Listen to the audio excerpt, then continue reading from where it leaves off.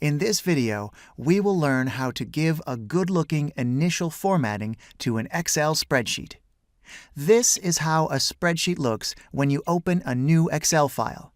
What we want to do is render it as clear and professional looking as possible from the beginning of our work. Therefore, let's do the following.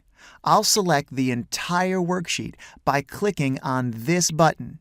This can be done also by clicking Ctrl+A, and assign a white color to the cells of the sheet. Okay, all cells in the sheet become white. Let's select Arial as a font and 9 as a font size. Perfect.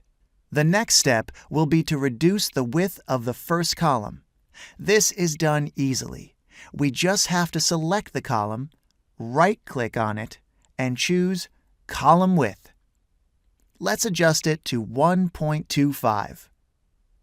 Okay, the final correction to be made is to create a title cell on the top of the page in cell B1.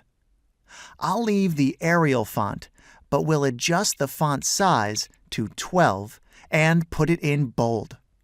Let's change the color of the title text as well, picking dark blue.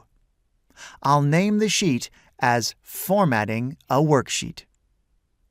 Here is our nice sheet, professionally formatted and ready for work. If you go through the next videos of the course, and specifically the one dedicated to macros, you will learn how to perform all these operations with a single click. But let's not get ahead of ourselves. Thanks for watching.